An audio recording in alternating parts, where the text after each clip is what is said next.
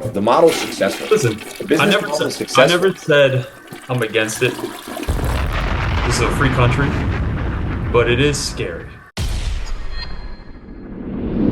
Can you get out my face? I'm on the potty. The fans are going nuts back there.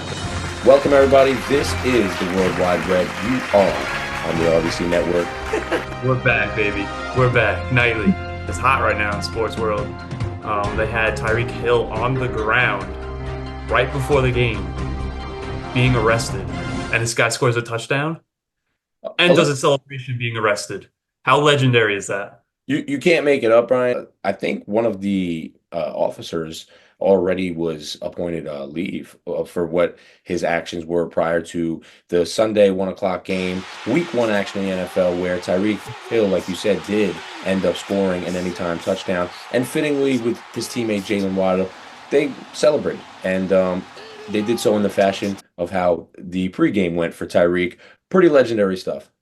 What was it, 3 or 4 cops on top of him on the ground for a speeding ticket? We're going to move on. Mark Cuban all over the news, Brian. I know Mark Cuban is a prominent figure in the business world, in the sports world, in the social media world now, in the influence world. But sometimes the way the internet works is if you say something a couple of years ago in the 2016 election against Hillary, I saw that. he said it would be a landslide for Hillary. Let's fast forward 8 years. He's totally wrong. Is he on the wrong side of history in 2024 now, backing Kamala Harris? I don't think he's going to be a future candidate. I just think he falls into the group of people that disagree with Trump's rhetoric in the past. Just do not like him. Don't see him as a president. No matter what he does, he can't do anything right. I think he falls into that type of group. But we'll see how the maps turn out. We'll see how the presidential election turns out, especially the debate. But I love the discourse. I think dialogue is healthy, especially. I don't think there's anything wrong with him going against Trump. That's his personal decision. I think that's just in his personality to be like that as well. Yeah, and he has plenty of fans from the obviously the famous show Shark Tank. I'm a fan of Mark Cuban, obviously before the presidential election of 2024. And I think I still will be a fan of him, despite differences in policy or where this election goes. I think that's the most important thing to remember here, Brian. America is America at the end of the day. We're all in this together. We're a melting pot. If your candidate wins or doesn't win, we're still Americans. You're still my neighbor. I'm from New York. You're still from Florida. And we're still going to wake up every day and thank the good Lord above us. 100%. So, Brian, when we come back, pros and cons, for or against, we have a couple topics that we want to hear from you if you're for or against, but don't go anywhere. We'll be right back.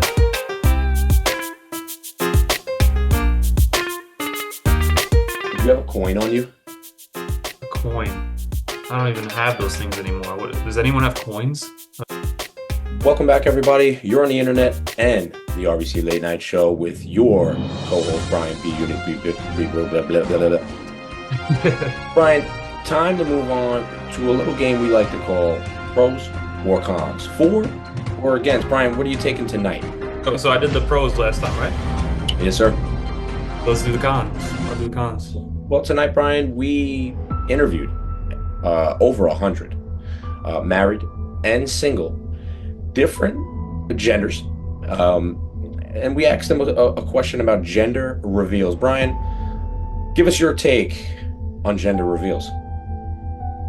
I think they're unnecessary in certain times. I think they're overplayed.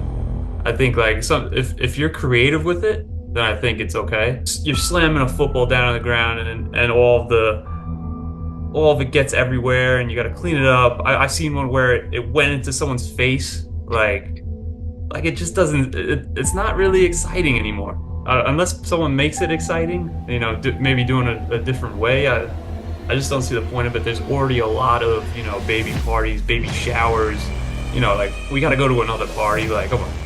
Well, I guess that's where we disagree. I mean, I love gatherings. It's just an excuse to get together, eat, laugh, drink, of course. listen to music. You're really on the How same. many parties can we go to for one baby? You're saying you need to be at the top of your game to compete in the gender reveal world. All I'm saying is invite me I love getting together. It's an excuse to get together again. I love surprises. I love excitement. I love thrills. I want happiness to be filled. I want to be a part of the action, and I love gambling. I mean, it's 2024.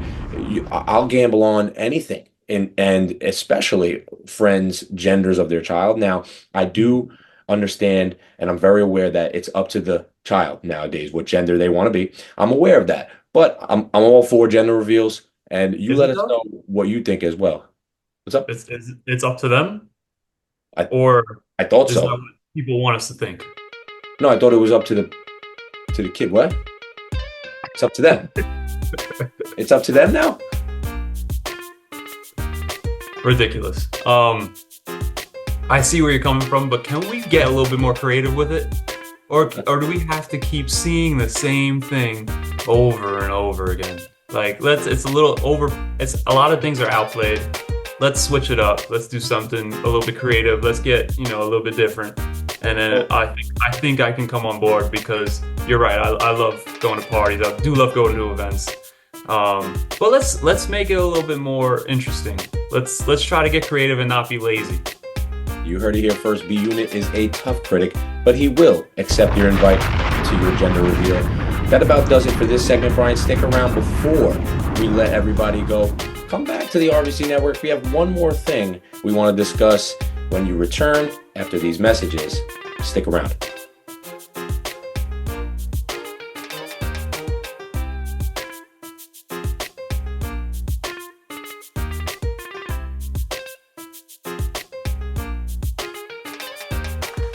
Welcome back, everybody. You're on the World Wide Web, on the late night RBC Network. Before we let you go, Brian, here's a question from Sunset Golden Flower.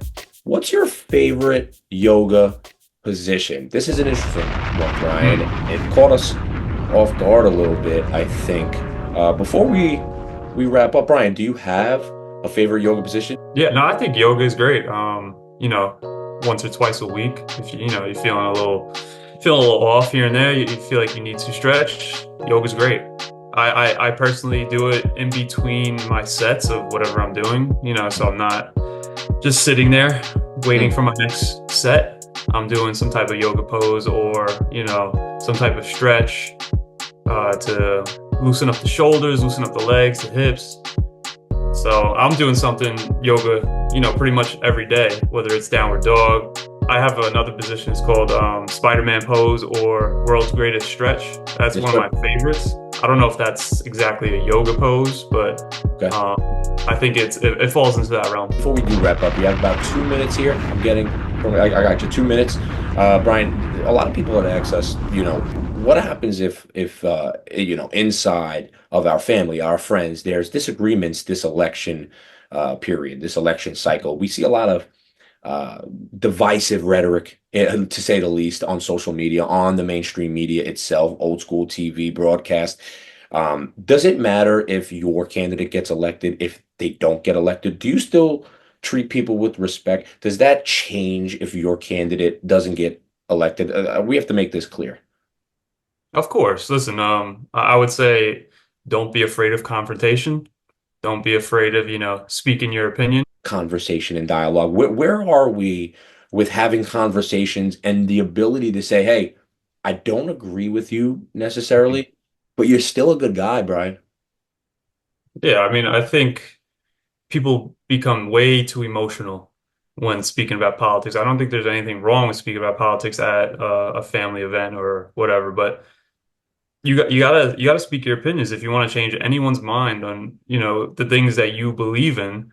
How can you do that without talking about them? So I don't think that you shouldn't talk about it, but if you know that a certain family member gets overly emotional, maybe, you don't speak to that specific family member about politics or whatnot. But I think that's a bigger issue that would have to be solved within that family.